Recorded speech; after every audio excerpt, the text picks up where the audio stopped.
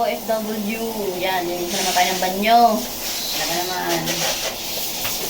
Ay, yung ipon niya nga hindi hugay yung padalay. Hindi yung sa abroad ay nakaw. Tulog lang ang pahinga at kain. Minsan pa'y wala. Yung nakakain ng husay at natawag ang alaga. Kaya yung buhay sa abroad. Nako, mahirap. Pero sa mga nagnanais, ay di yun, tiwala lang sa sarili. At saka, huwag panghihinaan ng loob. At sa mga buhay OFW ay maraming responsibilidad. Kaya ka ng aking. Naku! Ang aking mong pamilya. Kailangan natin magbayad ng mga utang-utang para wala problema ang ating mga magulang.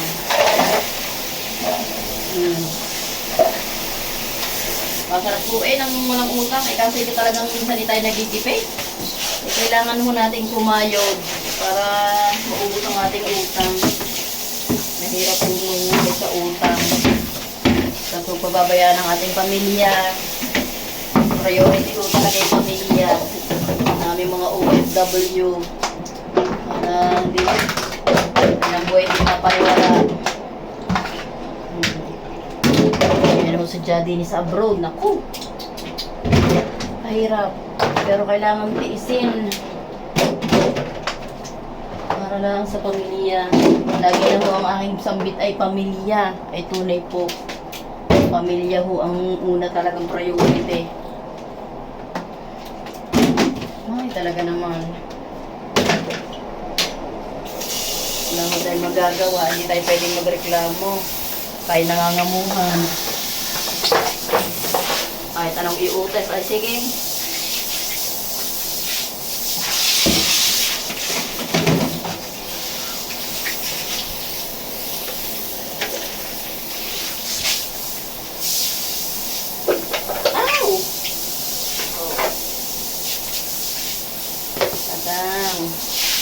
Buhay, OF.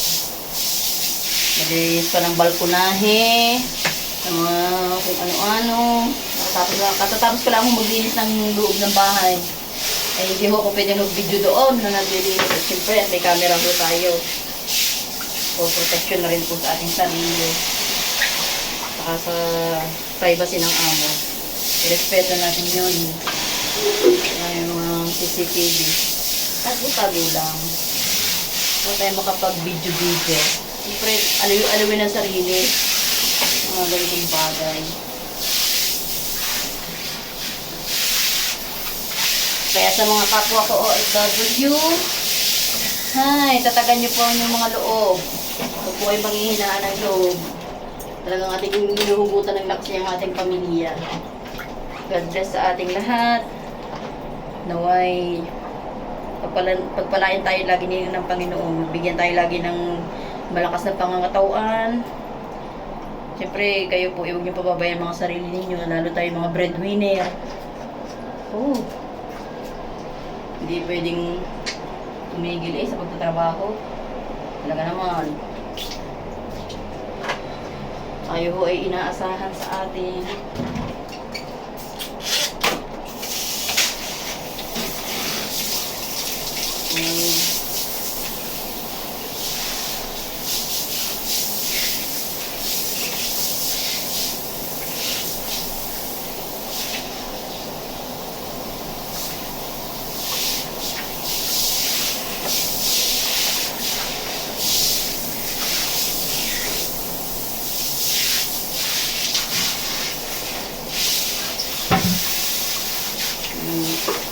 Yan ang pinaka-tekniko pag ako naglilinis ng CR, yung garne, para hindi ko naman nakahawakan. Saka nila ang binabasang papagayan at ang mga dabo ay dala-dala. Para malinis. Talaga naman, pasensya na kayo sa aking puntot, ako'y batanggin yung puro. Pasensya na ho kayo.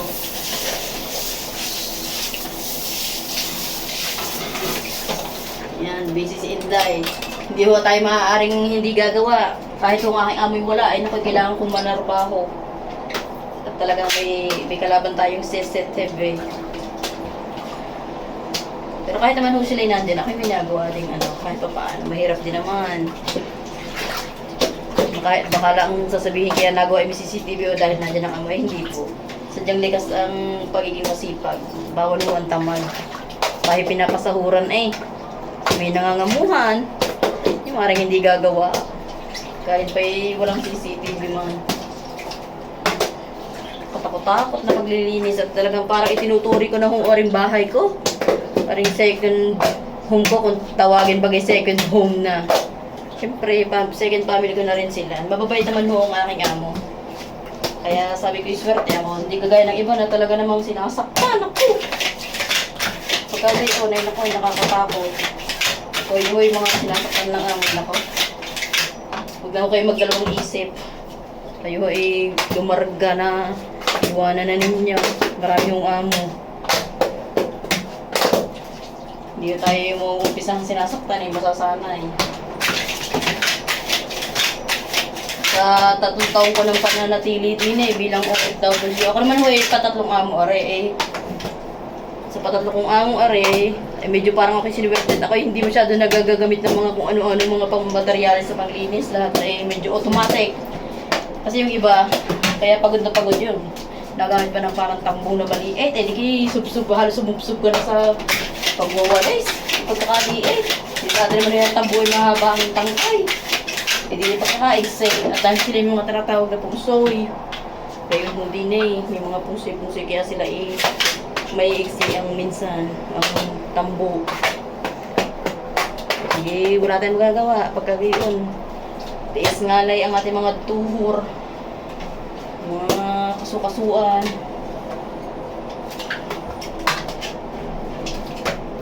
May kwentong OFW ang aking channel na iyan. Yung Recharge TV na yan nawa ay suportahan nyo po. At talaga naman yun ho kay aking first channel ay talagang sana maka-inspired ako ng ibang OFW. Huwag po kayong panghihinaan ng loob. Kung kayo mga first timer. Taga nung una ako kinakabahan pero nung nagtagal-tagal iwarik ako nasanay. Pero ako hindi ko naranasan iba kasi nasagot. Ako hindi ko naranasan nagot-nagot ng amo. Kailangan pa rin natin respeto kasi sila'y amo. Sila nagpapasahod sa atin.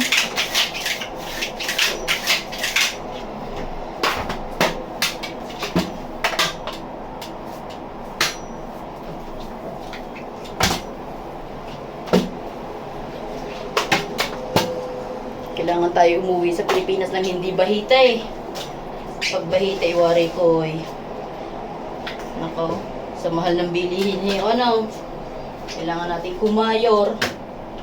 Tapos ang ating pang mga responsibilidad. Ngayon, pagkatapos ko din maglilinis naman ng balkon para naman malinis-linis. Ayoko kasi ng madumi. Sa tunay, kasarap ko namang ang bahay malinis. Sanay din ako sa Pilipinas sa gaya ng luminis ko naglilinis. Di bali naman di kagandahan, yun nga ang sinasabi. Kahit hindi ka kagandahan. Basta ang yung bahay malinis. Gayon.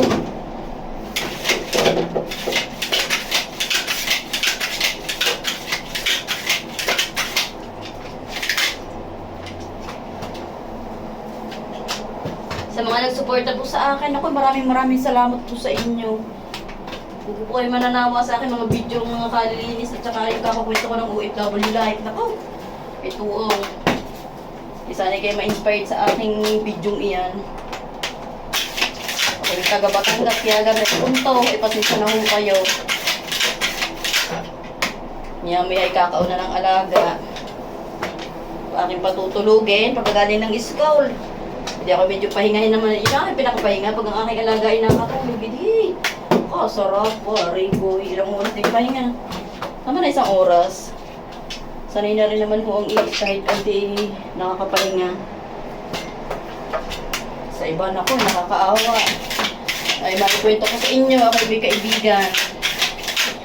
Ang aking kaibigan, sobrang pag-isip sa kanyang, kanyang pamilya sa Pilipinas. Ay, napakwento ko na rin na, may tutuloy ko na. Iyon. Ayun mini-maintenance. May hypertension. Ayun. Dahil sa kanyang, iniisip ay kapakanan ng kanyang pamilya, mga anak. Ilan din ho ang anak. ay itinigil ang maintenance para sa kanyang hypertension. Ay, alam nyo kahong ano, ayan. Iuuwi ng Pilipinas ay kasaming palad ho ay nakakahon. Imbis na ho tayo nakaupo sa ano nakakahon. Kaya anak ko, bago rin ho tayo yung mga pamilya nyo, huwag nyo masyadong paka-stressin. Pagkagayaan, nakakaawa din naman ho. Ay ako'y nakaluhan na. Naiiyak ko na dahil ako may naaawa din sa pamilya. Tsaka sa kanyang naging hinatnan dito sa abroad. Siyempre hindi ho namin nakakalain gayon. Siya yung aking kaibigan. Nakakapanghinayang po. Nasa edad na 40 na. Ilan ho ang anak. Siyempre, di wala natin magagawa. Talagang kinuha na ng Panginoon. Kung talagang hanggang dun lang. Ang Panginoon ang kumuha talaga ng ating buhay. Talagang wala tayong magagawa.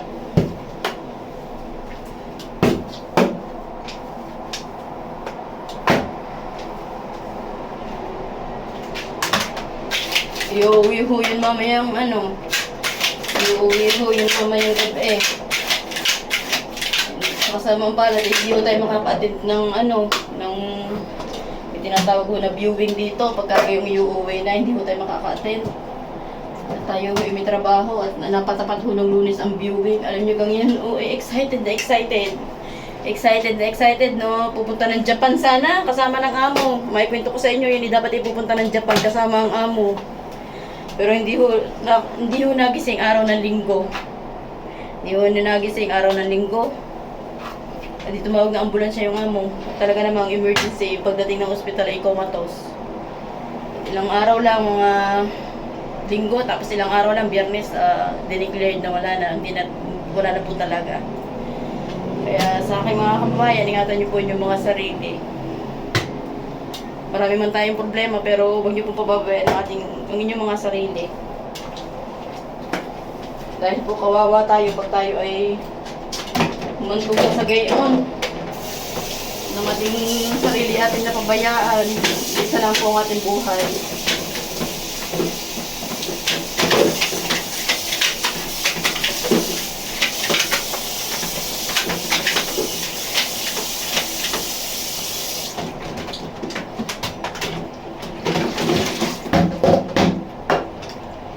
Kayo, talagang busy.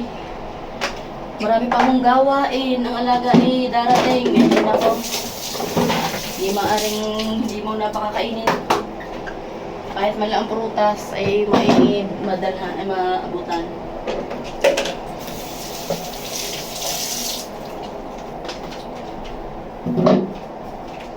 Salamat na lang ako at ang aking amoy hindi ganun sa pagpapalinis. Ako lang talaga may pagkamaarte. Pagdating mo sa linis. Mas maganda na ho yun kaysa yung amoy sobrang kasela. Ako, dinanas ko yung sobrang kasela ng aking amo. Diyos ko, wala akong tigay. Naglinis na ako ng umaga, maglilinis pa ulit ako ng tanghali. Tapos pag talagang paulit-ulit na ako ng paglilinis. Walang katapusan ng linis na iyon. Tapos may alaga pa ako din napasok noon, yung layo ng school. Ay lakad-daang kami. Di naman ho ikalmita yung lakad-daang. Buti ho ngayon ang aking alaga may service. Kaya medyo nakaka-ahon-ahon sa gawain. Kalayo ho ng school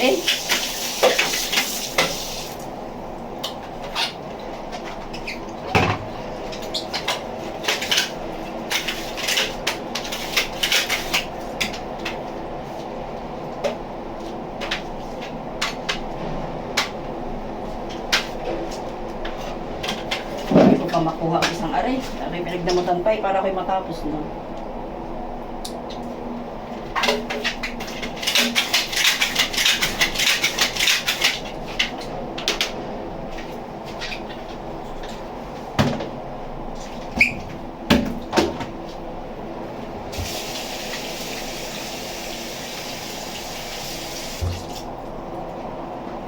Ang masarap lang ho pagka OFW ka, yung ikime na ipundar.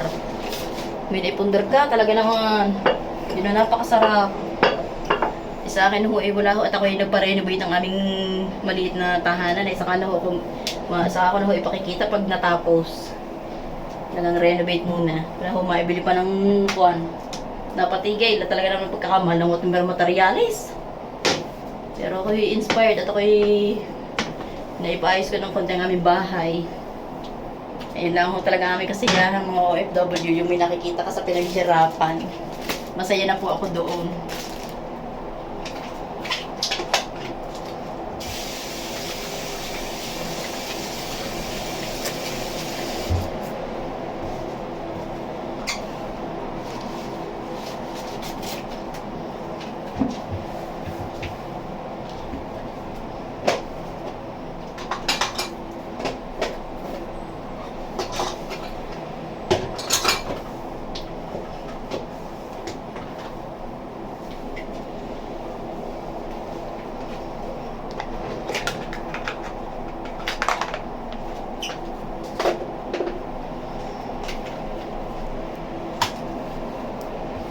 Kung kayo po yung mga gustong sumabak mag-abroad, sa mga makakapanood nitong aking video ay po kayong panghihinaan ng loob. Basta ho kayo may pangarap, lagi nyo iisipin yung pangarap ninyo na yan, gusto ko ng bahay. Imposible po yan. Posibleng po yan. Basta kayo ay yan, may pangarap nga at may goal kayo na gusto nyong marating. Napakasarap po pag in-achieve ninyo, sa pagsisikap ninyo.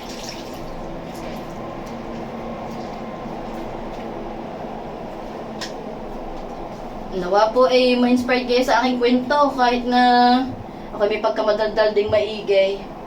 Nag-iimis ho ako. Pasensya na kayo kaya hindi ko masyadong maharap diyan. Sarap po maging OFW pag may na may nahita o may nakita na sa pinaghirapan.